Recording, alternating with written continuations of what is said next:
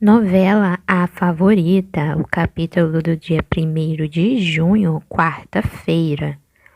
O soro de Donatella finalmente pegou as falcatruas de Dodge. Isso porque a antiga aliada do bandido, a secretária Tina, desabafou com o braço direito do poderoso Dr. Gonçalo e contou sobre os roubos de Dodge. Arlete pede para falar em particular com o chefe e conta tudo o que descobriu. Gonçalo fica possesso e fala que por causa daquele crápula, ele brigou com a esposa Irene. O milionário chama Dodge de vagabundo, bandido e sem vergonha. Aproveita e me conta de qual cidade você está assistindo. Se possível, clica no botão de gostei para o YouTube mostrar esses vídeos para mais fãs da novela. E escreve aí nos comentários uma nota de 0 a 10 que essa novela merece. Enquanto isso, Dodge está com Donatella na mansão. Ele a chama de meu amor, como se nada tivesse acontecido, e oferece vinho para a socialite. Donatella fala para o marido que ele sabe que ela detesta vinho. Dodge engole o maltrato e faz uma cara de quem atura aquela esposa. Senta perto dela e diz que ela não sabe o que está perdendo. Com um tom de deboche, cheira o vinho, o chama de delícia e fala que aquele é um dos melhores da região de Bordeaux, que o aroma dele é apimentado com chocolate e couro. Donatella ri e rebate o enganador. Manda ele parar de bancar o sofisticado com ela, pois sabe que tudo o que ele está falando baixou da internet, pois de vinho ele não entende nada, assim como ela, que eles dois são dois chucros. Dodge continua o teatro e fala mais uns nomes difíceis para a mãe adotiva de Lara. Ela levanta a voz com ele, dizendo que o mundo está caindo e ele tomando água com vinagre e achando o máximo. Diz que Lara está desaparecida, se ele não está sabendo que nem mesmo na casa do pobretão do Cassiano, Lara está. Dodge peita a esposa e manda ela mudar o disco, pois se não é Flora, é Lara. Ela só sabe falar dessas duas, que aquilo é um saco. Donatella ironicamente pede desculpas a ele. Desculpas por aborrecê-lo com seus problemas. Ela tinha esquecido que a paciência do marido é muito limitada mesmo, pois um dia antes foi aniversário do filho dela que desapareceu. Um dia difícil e triste para ela, em que precisava do apoio de Dodge. Dodge fez o quê? Dodge resolveu tomar um banho de piscina para não vê-la chorar. Dodge não aguenta essa jogada na cara de Donatella. Se levanta e pede desculpas se foi insensível com a mulher. Porém, toda hora que ele chega, ela só sabe falar de problemas e ele está desencantando. Donatella responde que fala de problemas para ver se Dodge o escuta, pois ele está sempre em outro mundo, não vendo a realidade, e que a situação deles ali na casa está ruim e precisam se aproximar dos velhos, da Irene e do Dr. Gonçalo. Dodge faz cara de pouco caso. Fala que quando um cristal quebra, é difícil de reverter e não tem mais jeito, que eles vão terminar a reforma do Morumbi e quando acabar, ele, ela e Lara vão embora para São Paulo. Donatella debocha, perguntando se ele acha mesmo que Lara vai querer morar com os dois. Dodge diz que é claro que vai, pois o apartamento é do lado da faculdade. Pelo menos ela não vai ter que sair de tão longe para estudar. Donatella responde que nunca que Lara vai sair do lado dos avós. E os avós, por sua vez, também não vão querer ficar longe da neta. E nem vão permitir isso. Será o fim da família. Dodge fala que o vento vai voltar a soprar a favor deles e tudo vai se resolver. A rival de Flora fala que não acredita em milagre e ele devia estar mais ligado, mais esperto, ao invés de ficar tomando vinho com cheiro de couro.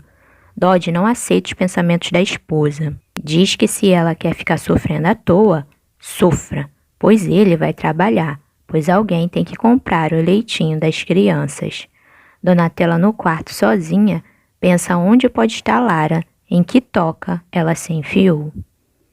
Em outra cena, Lara está na trilha com os amigos, Flora, disfarçada de Sandra, e Cassiano também está com a menina.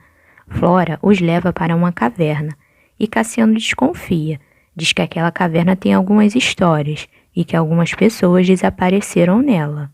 Flora responde que não é bem assim, que isso é historinha, que contam por ali, pois é muito seguro. Outro amigo de Lara também desconfia, fala que uma mulher se perdeu naquela caverna em 1985.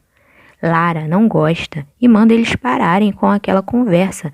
Sem um mínimo de perigo não teria emoção, e que ela vai estar com Sandra, vai entrar com a mulher. A víbora gosta da atitude da filha e diz que é assim que se fala. Acaba que todos resolvem acompanhá-las, mesmo com medo. Eles vão com suas lanternas explorar a caverna cada vez mais profundo. Acham tudo lindo e Lara agradece a Sandra por insistir deles entrarem, pois ali é a caverna mais bonita que já viu. Flora os leva para uma caminhada longa. Enquanto isso, Gonçalo chega em casa aos berros. Irene, Irene! A mulher, confusa, sai da cozinha às pressas e vai recebê-lo com beijos. Diz que estava na cozinha preparando um carneiro que ele tanto gosta. Gonçalo nem ouve bem o que a velha diz. Fala apenas que ela tem razão, pois ele descobriu tudo, que Dodge é ladrão e está roubando a empresa do casal. Irene faz uma cara de satisfeita, um sorrisinho meio ao lado, ao ver que as vendas do marido caíram sobre Dodge. Fala que finalmente ele se deu conta de que Dodge é um bandido. Gonçalo chama de canalha e Irene fala que são 2 canalhas e 2 bandidos, pois ninguém a convence que Donatella não é cúmplice dele. Gonçalo discorda, fala que Donatella é tão inocente como eles, que ela foi enganada, pois as falcatruas são antigas. Irene fala que é justamente por isso que eles devem ser cúmplices. E Gonçalo diz para a esposa que Donatella pode parecer forte, mas é frágil, é uma mulher carente, que perdeu os pais ainda criança, depois perdeu o filho, depois perdeu o marido. E esse jeito dela, essa extravagância toda, é defesa de quem sofreu muito na vida, de quem sempre foi vítima. Irene ri do marido, fala que aquilo não tem o menor cabimento. E Gonçalo continua a defender Donatella, que ela tem uma casca, que a maneira que ela teve para suportar tudo, as perdas que teve na vida. Irene manda o marido se calar, que ela não quer mais discutir com ele. É bom eles esperarem, e aí sim, ver quem tem razão. E pergunta o que o velho resolveu em relação a Dodge. O milionário responde que vai esperar o momento certo para agir. No outro dia, Silveirinha entra no quarto da mãe sofredora de Lara, bem confuso, perguntando o que aconteceu para ela não mergulhar o rosto na água gelada, como faz todos os dias. Donatella chorosa responde que não estava afim, que está cansada. Silveirinha tenta levantar a patroa, dizendo que ela, cabisbaixa e desistente, não é a Donatella que conhece. A ricaça fala que está cansada e se sentindo sozinha demais. Silveirinha responde que não vai passar a mão na cabeça dela, pois está esquecendo o mulherão que é, e esquecendo o que já sofreu, e comeu o pão que o diabo amassou e não reclamou, que agindo daquela forma ele fica triste e decepcionado com ela. O mordomo a lembra de quando eles se conheceram, que ela só tinha 14 anos e já tinha a altura de hoje, e mesmo naquele cafundó que morava, já chamava a atenção de todos, ali onde ele pegou ela e Flora para formarem a dupla. Donatella, com lágrima nos olhos, fala Faísca e Espoleta para seu criado. Ele continua o papo, dizendo que ela, Donatella, era a Faísca, que chamava mais atenção e ganhava uma grana preta. Silveirinha relembra também quando chegaram em São Paulo pela primeira vez, que fizeram a ceia de Natal no saguão da rodoviária. Ela era muito menina e inocente, e ele tinha medo da cidade grande engolir a menina que era. mas que Donatella nunca se deixou abater, sempre teve muita fibra e foi muito forte. A caipira rica diz que sempre se lembra do primeiro show, que se fechar os olhos, sente até o gosto do pão com linguiça que eles comiam toda noite depois do show no boteco do São João. Silveirinha tenta a todo custo animar a patroa e diz até que esse boteco continua lá, firme e forte, pensando em levar a mulher lá para comer e ela ficar um pouco mais animada. Donatella se anima mesmo e diz por que não, pois ela até salivou de tanto pensar no pão com linguiça e levanta da cama, mandando ele pegar a bacia com gelo. Silveirinha sorri e diz que aquela é a Donatella que ele conhece. Em outra cena, o herói sem capa continua atendendo em seu consultório. Zé Bob aparece na sala e se apresenta como jornalista. Diz que queria fazer uma entrevista com ele por conta do ato heróico salvando os meninos no incêndio. Elias se recusa, diz que não quer dar ibope para isso. Zé Bob continua mesmo assim com suas perguntas ao dentista e descobre que eles têm algo em comum. Os dois odeiam o deputado Romildo Rosa. Enquanto isso, na mansão do deputado Romildo Rosa, seu filho vai até ele na piscina, completamente transtornado, pois descobriu que o pai ofereceu dinheiro para a Rita. O pai do rapaz não nega e diz que está ajudando. Mesmo assim, seu filho grita com ele, dizendo que está destruindo a história dele com Rita. Romildo levanta a voz com o filho, falando que não tem nenhuma história de amor, pois nenhuma mulher quer ter história de amor com ele. É um bêbado, incapaz, e o chama de bêbado bem alto. Didu rebate as ofensas do pai, dizendo que vai provar para ele que a mulher pode sim se apaixonar por ele, pelo que é e pelo valor pessoal. Romildo Rosa o destrata e pergunta como ele quer contar o valor pessoal, em dólares ou quem sabe reais, peso, libras, o que é que ele quer, debochadamente. Didu bate palmas em meio à discussão e fala que por isso ele fez o que fez com a mãe dele, pois quem pensa assim é capaz de fazer tudo, e que ele tem pena do pai. Romildo fica sentido com as palavras do bêbado, Gil, do filho Didu.